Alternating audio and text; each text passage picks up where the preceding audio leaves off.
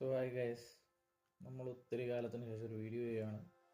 ഇപ്പോൾ ഞാനിങ്ങനെ ബോറടിച്ചിരിക്കുമായിരുന്നു. അപ്പോൾ ഞാനിങ്ങനെ ആലോചിച്ചു, ഒത്തിരി വർഷങ്ങളായി വീഡിയോ ഒക്കെ പോസ്റ്റ് ചെയ്തിട്ട്. പിന്നെ ഞാൻ പണ്ട് എന്താ പറയുക, നമ്മളൊരു ഗോയിങ് വിത്ത് ദ ഫ്ലോ, നമ്മുടെ ചുറ്റും കാണുന്നതാണ് നമ്മളുടെ റെഫറൻസ്, നമ്മുടെ ചുറ്റും കാണുന്നതാണ് നമ്മൾ ഫോളോ ചെയ്യുന്നത്.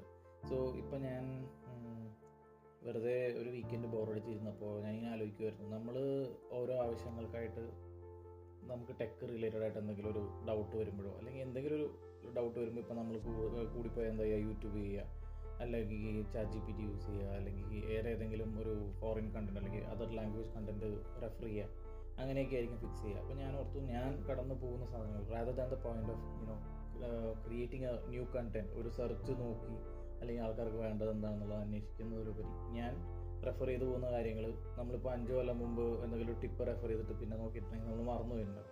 സോ ഒരു ഡിജിറ്റൽ ലൈബ്രറി പോലെ, അല്ലെങ്കിൽ നമ്മൾ കടന്നുപോയ കുറേ കാര്യങ്ങൾ ഒരു ലേണിംഗ് ചെയ്ത് നോട്ട് പാഡ് കീപ്പ് ചെയ്യുന്ന പോലെ, നോട്ട് കീപ്പ് ചെയ്യുന്ന പോലെ ഞാൻ യൂസ് ചെയ്യുന്ന കുറച്ച് കാര്യങ്ങൾ, അല്ലെങ്കിൽ ഞാനിപ്പോൾ നിലവിൽ പഠിച്ചുകൊണ്ടിരിക്കുന്ന കാര്യങ്ങൾ ഒന്ന് ടിപ്സായിട്ട് വീഡിയോ പോലെ റെക്കോർഡ് ചെയ്ത് ഡിജിറ്റലി പബ്ലിക്കലി റെഫർ ചെയ്യാനുള്ള ഒരു മെറ്റീരിയലായിട്ട് സൂക്ഷിക്കുക. അറ്റ് ദ സെയിം ടൈം എനിക്കൊരു റെഫറൻസിന് വേണ്ടി കീപ്പ് ചെയ്യാം എന്നുള്ള ഒരു ആസ്പെക്റ്റിലാണ് ഇപ്പോൾ ഞാനിപ്പോൾ ഈ വീഡിയോ ചെയ്യുന്നത്.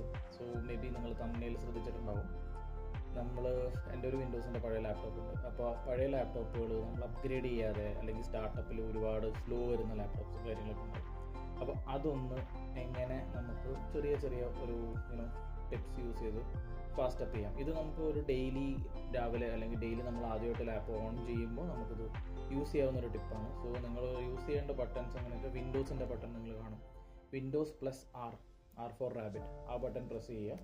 അപ്പോൾ നിങ്ങൾക്ക് ഇങ്ങനെ ഒരു വിൻഡോ പോപ്പ് ചെയ്ത് വരും. റൺ കമാൻഡാണ് നമ്മളെ കൊടുക്കുന്നത്. അവിടെ നമ്മൾ ഈ കാണുന്ന പോലെ TEMP, this is the step 1, TEMP എന്നുള്ള ടെംപ് എന്നുള്ളൊരു ഫയൽ നെയിം അടിച്ചു കൊടുക്കുക, ഓക്കെ കൊടുക്കുക. അപ്പോൾ ഒരു ഫോൾഡർ ഇതുപോലെ വരും, കുറേ ചപ്പുചവറ് ഫയൽസ് കാണും. ഇതെല്ലാം കൂടെ Ctrl+A നിൽക്കുക, എല്ലാം കൂടെ അങ്ങ് ഡിലീറ്റ് ചെയ്യുക.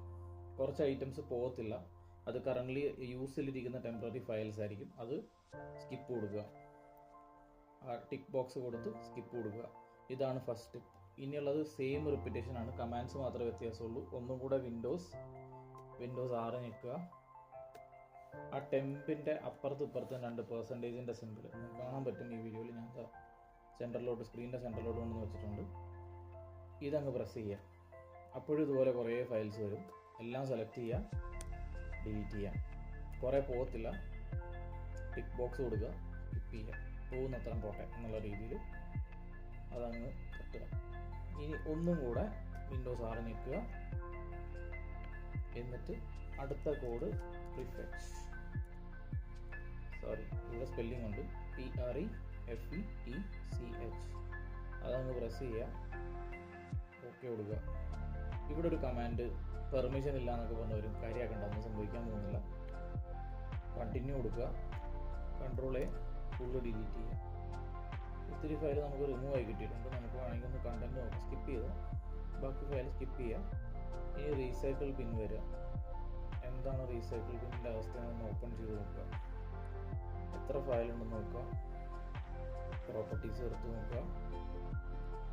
പഴയ ലാപ്ടോപ്പാണ്, കുറച്ച് സ്ലോ ആണ്. ഇത്ര ഫയൽസ് നമുക്കുണ്ട്, എല്ലാം അനാവശ്യമാണ്. ഇത് കമ്പ്യൂട്ടർ യൂസ് ചെയ്ത് പോകുമ്പോൾ വരുന്ന കുറേ ജങ്കായിട്ടുള്ള അൺയൂസ്ഡ് ഫയൽസ് ആണ്. നമുക്കത് റിമൂവ് ചെയ്യാവുന്ന കേസുള്ളൂ. ഇങ്ങനെ അങ്ങ് റിമൂവ് ചെയ്യാം.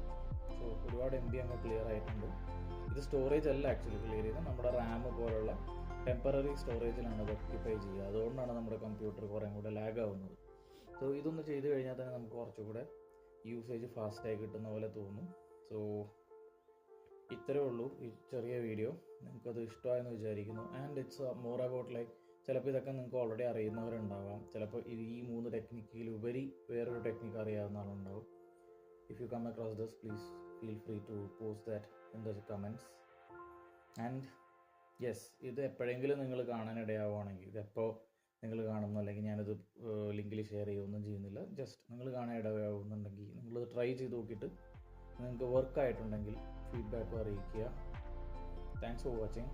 Have A great day.